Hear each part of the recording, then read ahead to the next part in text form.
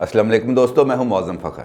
Foreign funding case में एक अहम पेशरफ्त हुई है और पीटीआई के वकील ने आज इलेक्शन कमीशन के रूबरू इस बात का एतराफ़ कर लिया है कि पीटीआई ने फ़ॉरेन फंडिंग ली। और इसकी तफसीलात क्या है वो मैं भी आपको आगे चल के बताऊंगा, लेकिन उससे पहले एक और अहम खबर कि जिसने जाना था वो चला गया। आप सोच रहे होंगे किसने जाना था, कौन चला गया। दोस्तों, आपको याद होगा कि कल के अपने वीलॉग के अंदर मैंने आपको बताया था कि काबीना के इजलास के अंदर हुआ क्या और प्राइम मिनिस्टर ने किस बात पर अपनी खफगी का इजहार किया कि आप लोग मेरा दिफ़ा नहीं कर पाते, मेरी पॉलिसीज़ का दिफ़ा नहीं कर पाते, लिहाजा जो मेरी पॉलिसीज़ का दिफ़ा नहीं कर सकता वो चला जाए। तो आज वो चला गया।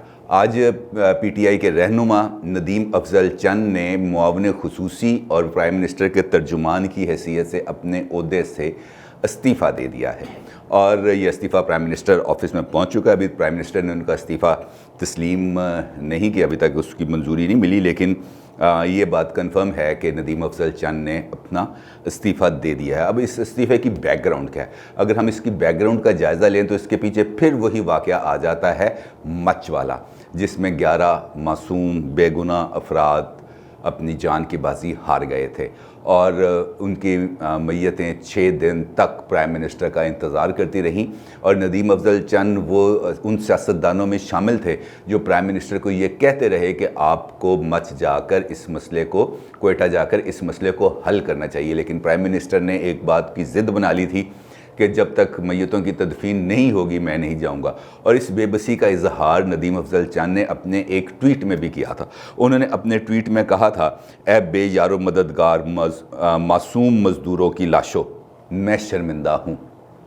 इसके अंदर उन्होंने अपनी बेबसी का इजहार किया था इस तरह कि मैं सबको आपकी मदद के लिए नहीं मना सका, प्राइम मिनिस्टर साहब वहाँ पे नहीं आ सके।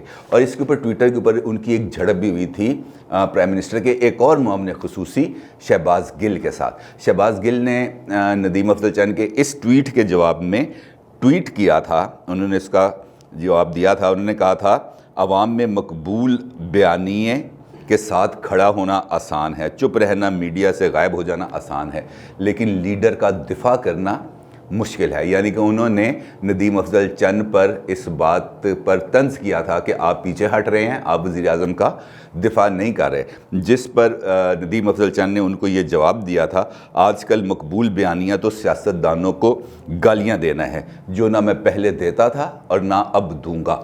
नदीम अफजल चंद, आपको पता है कि एक सीजन्ड पॉलिटिशियन है, उसका तवील अरसा पीपल्स पार्टी में भी रहे हैं, लेकिन एक बात उनके बारे में उनके नाकदीन भी तस्लीम करते हैं कि वो बिलो दी बेल्ट जाकर बात नहीं करते। वो बड़ी सुलझी हुई, बड़ी अच्छी, बड़ी ठहरी हुई गुफ्तगू करते हैं और सियासत को, मामलात को अफ़ाम व तफ़हीम के साथ आगे बढ़ाने के कायल हैं। वो गर्द उड़ाने के कायल नहीं हैं। वो लोगों पर दशनाम करना, गाली देना, बुरा भला कहना और उस लहजे में जाके बात करना जहाँ पर तमीज़ का फ़र्क ख़त्म हो जाए, वो उसका बहुत ज़्यादा उसका वो करते हैं, उसको अपना रख रखाव अपना उस हवाले से कायम रखते हैं। लेकिन ये जो प्राइम मिनिस्टर की बात से कल उनको इतना दुख हुआ कि वो इस्तीफ़ा दे के चले गए।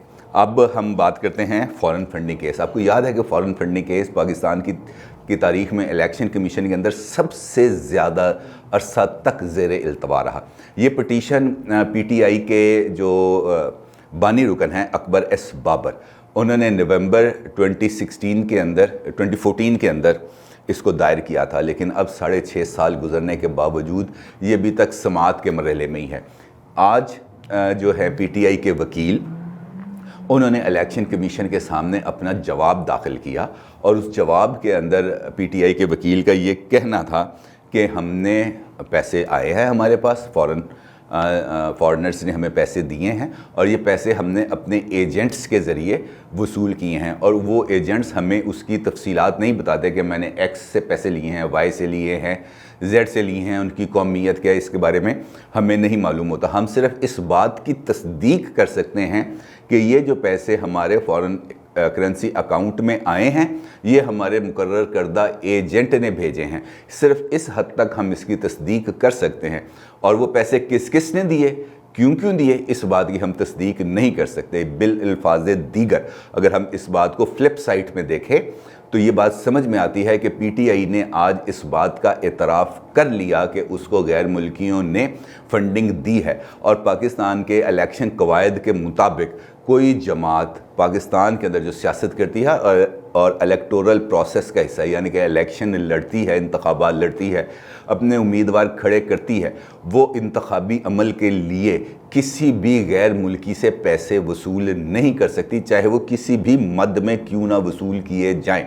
लिहाजा अकबर एस बाबर का एक नुक्ता इस हद तक तो वाज़े हो गया कि पीटीआई ने आज ये तस्लीम कर लिया कि उसने गैर मुल्कियों से पैसे वसूल किए हैं।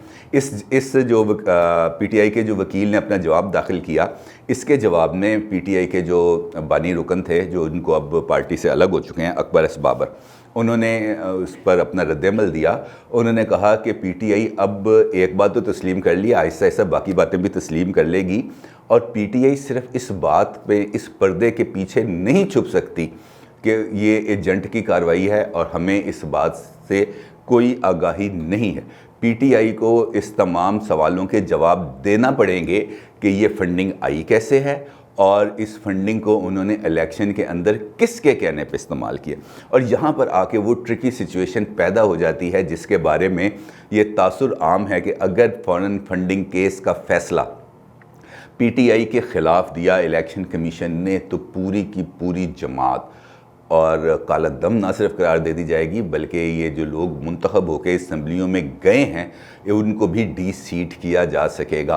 और इस बात का इशारा साबिक सेक्रेटरी इलेक्शन कमीशन कुंवर दिलशाद बारहा दे चुके हैं कि कवायद के अंदर चूँकि ऐसी कोई गुंजाइश ही नहीं है कि इलेक्शन के अंदर हिस्सा लेने वाली कोई भी जमात बाहर से किसी मुल्क से पैसे ले और यहाँ पर अपनी इंतखाबी मुहिम पर उसको सर्फ करे, इसकी कोई गुंजाइश कवायद के अंदर और आइन के अंदर मौजूद नहीं है। और जो पार्टीज़ एक्ट है इलेक्शन कमीशन का, जिसके तहत हर एक जमात को अपने इंतखाबी गोशवारे जमा कराने पड़ते हैं, उसके तहत भी ये ज़रूरी है कि तमाम जमातें इस बात को यकीनी बनाएं कि वो जो चंदे इकट्ठे करते हैं वो सिर्फ़ पाकिस्तान के अंदर से ही इकट्ठे किए जाते हैं, उनको बाहर से और ख़ास तौर पर हिंदुस्तान से और इसराइल से उनको उसकी मदद नहीं मिलती। जबकि इमरान खान के इस फॉरेन फंडिंग केस के अंदर इस बात के भी शवाहिद मिलते हैं कि पीटीआई को इन दोनों ममालिक में रहने वाले लोगों की जानिब से भी वसी पैमाने पर अतियात मिले।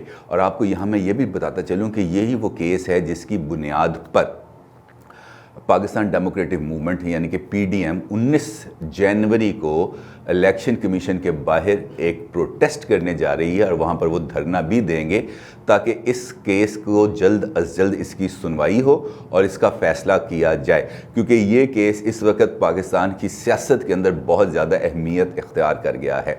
क्योंकि अगर इसका फ़ैसला किसी भी सूरत में होता है, कैसे भी होता है, इस तरफ इस पीटीआई के हक़ में आए या अकबर एस बाबर के हक़ में आए, इसके असरात पाकिस्तान की सियासत पर बहुत नुमायाँ होंगे और ये पनामा की तरह इमरान खान की हुकूमत के ऊपर असरअंदाज होगा। जैसे पनामा केस नवाज शरीफ साहब की हुकूमत पर असरअंदाज हुआ था, बिल्कुल उसी तरह फ़ॉरेन फंडिंग केस इमरान साहब की हुकूमत पर असरअंदाज होगा। ये कानूनी माहिरीन का भी कहना है और मेरी भी ये राय है।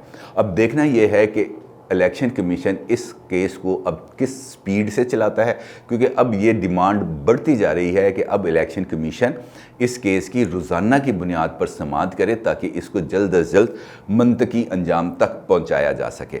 अपनी राय का ज़रूर इजहार कीजिएगा। आपका बहुत शुक्रिया। अल्लाह हाफ़िज़।